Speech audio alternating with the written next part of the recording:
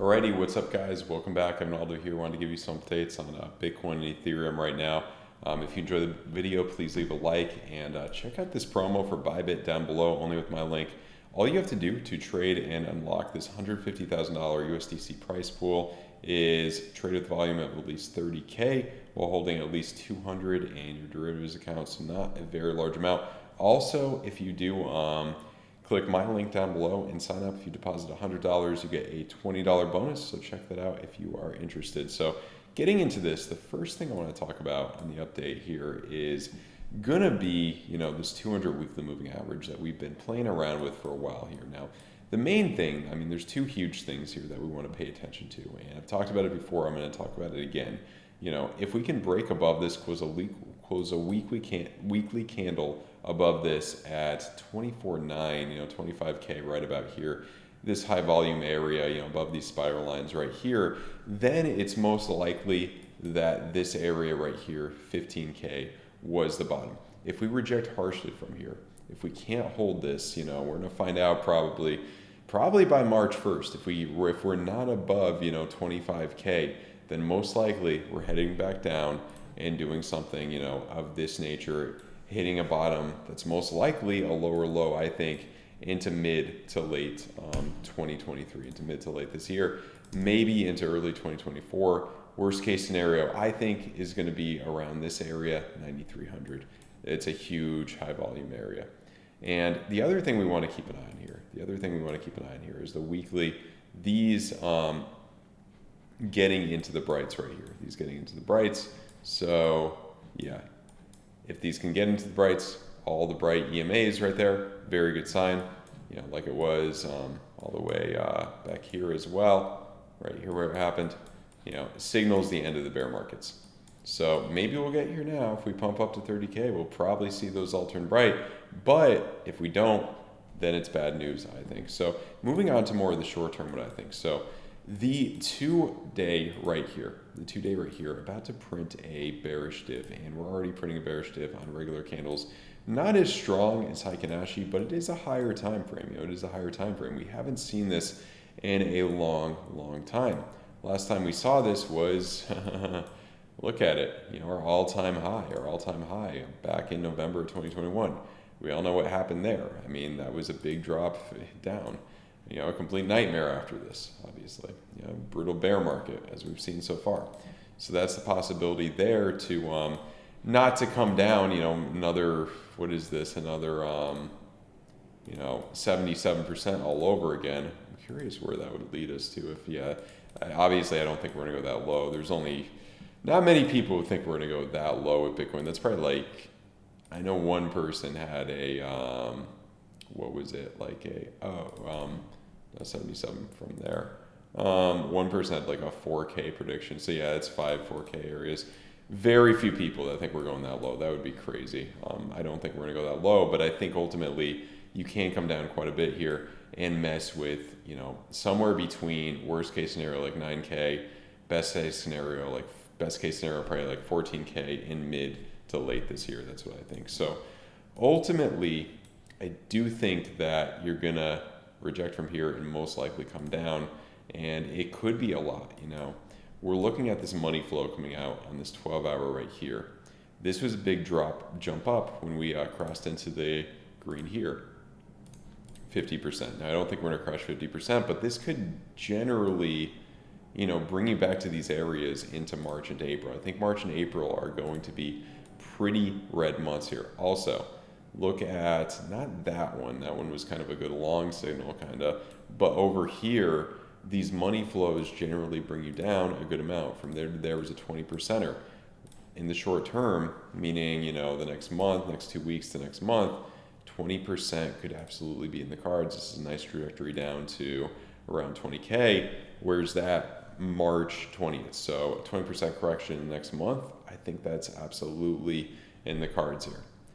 Moving on to the 6-hour money flow coming out. So generally these middle time frames do look pretty bearish, and it's going to be stronger because we're rejecting off of such a major point, the 200 weekly moving average right there. That's such a major point. So that's going to be very strong in that aspect.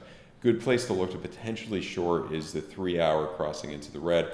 also these split RSIs, right here coming up, split RSIs coming up. This is more short term where we could pump up from this. I talk about split RSIs in higher time frames. Split RSIs on time frames, or excuse me, split RSIs pointing downward for the more bearish case. Split RSIs pointing upward could give us some relief in the short term. I could absolutely see us pumping back up to 24.6, something of that nature. And what would also, give some credibility to that green dot here in the 5 hour, green dot here in the 4 hour. So with the way the daily's looking, the 2 days looking, I wouldn't take this trade, but potentially with this 22-minute money flow crossover, when it does happen, or this 15-minute money flow crossover, hoping that we don't just roll over into the red as we've been doing lately. I wouldn't take this trade. I wouldn't take this long for the books, but there's a decent shot you come back up to this area. But like I said, with the daily money flow coming out, bearish div right here, I'm going to hold off right now. I'm going to stick to my short trade. In terms of coming up higher, in terms of the possibility of breaking through this, I think that ultimately you want to close a weekly candle, above this area, above 25, to turn really bullish. What could happen instead is we come up to 25.8. There's a lot of liquidations here. A lot of short liquidations would get wiped out if we do come up to this area. It's possible we do come up to this area. I talked about it the other day just to get those short liquidations out. I think if we do pump up to this area, that's probably gonna be it. And yeah, I think ultimately you would probably reject from there. Could be wrong. I mean, there's always, anything could happen. Read the book Trading in the Zone by Mark Douglas. Anything could happen. Next big area is going to be set at 27. Double spiral lines are usually really big, so that's what we're looking at right there. I want to move on to Ethereum. And Ethereum, obviously, because it follows Bitcoin for the most part, I think it's going to bleed against Bitcoin for quite a bit here. But, ultimately, look at the 2-day. You're printing that pretty big, rare bearish sign, very rare bearish sign right here. Look at, what happened the last time we saw it. I mean, I think this kind of could have been a bearish dip, but really the spread out one was over here. This was, say Bitcoin comes down 20% next month. I think Ethereum would easily come down around 30% next month, around 1,200, maybe even worse. That trajectory into later March, mid to later March, come down right here. I think there's a high probability of that. And if you look at high time frames, I mean, I just wanted to look at the 12-day looks very, very bad on this. And I think ultimately, once you get into, you're going to get into that probably really good DCA opportunity for, what was this? This was September 19 to June 20. So September 19 to June 20, about 10 month, a 10-month period. So this would bring us out, if we get that in April or March, it would bring us out to, the end of the year into early 2024 for a good DCA period. That's what I'm really looking for. That's what I'm really waiting for here. And I think ultimately that's what we're going to see to come down. If you're somebody who wants to wait longer, you could wait for the 2 week to get into the red to DCA into this. There's other ways you could look at it. So, yeah. And, it's mainly the same thing as Bitcoin. If we do get one more, jump up similar, it'd be supported by split RSIs coming up here, green dot on some of these time frames. I think you would, at the highest, probably get up to maybe somewhere in between here. The 18, we're known for crazy volatility. This would be the place that would, get out a lot of people who are shorting. Then we kind of come down. My main guess here could absolutely be wrong. My main guess here is that we probably topped out there, or we could just mess with this area another time and then come down. I'm seeing with the 2-day, I mean, this confirms 22 hours now. Based on what I'm seeing here, could absolutely come down. I think there's enough longs to, be wiped out. Enough longs to be wiped out that would kind of be stronger than the need to have these shorts up here be wiped out. That's just my opinion. Obviously, could be wrong. We don't know. Anything could happen. Absolutely anything could happen. I also think once they come down with the VWAP here in the weekly, same as Bitcoin, this is going to be probably momentous to kind of bring us down into more of a bearish trajectory. And I mean, you're entering more of a boring zone too. More of a zone similar to maybe this zone. You know what I mean? I do think we can make lower lows. I think ultimately ETH will bottom out somewhere between 700 all the way down to kind of that 300 range, worst case scenario over there. If Bitcoin goes down to like 10, 9K, probably 300 would be the place we would be looking at for Ethereum. So that's what I'm looking at right there. But, let's take it one day at a time. I know these are kind of bearish comparisons and bearish bearish analysis, but yeah, ultimately, I do think also it could be the first time ever if things do get really ugly, bad recession, you come into the red with a 3-week here in the summer, and then that could be a potential very close to the bottom, if not the bottom, if you do come down. I mean, how much would we have to crash to get that low?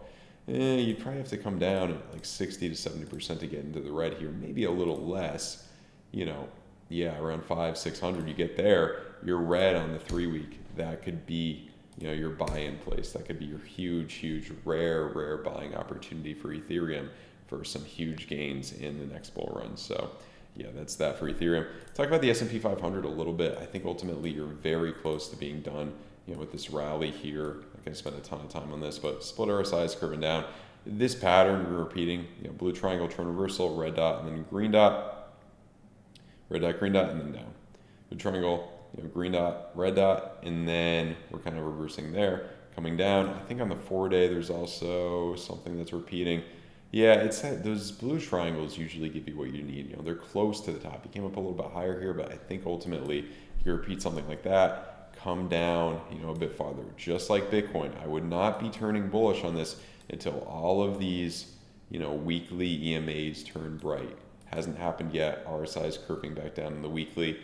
I don't see any reason to, turn bullish yet on this. I think we could be in for, a rough couple months here into May. I think that March and April are going to be bearish months for Bitcoin, bearish months for Ethereum, bearish months for, the traditional markets as well. So that's what I'm looking at right now. That's all I got right now, guys. Please leave a like. Please subscribe to the channel if you are new.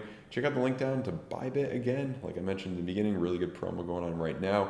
Get those two things only with my link down below. And have a good one, guys. Goodbye.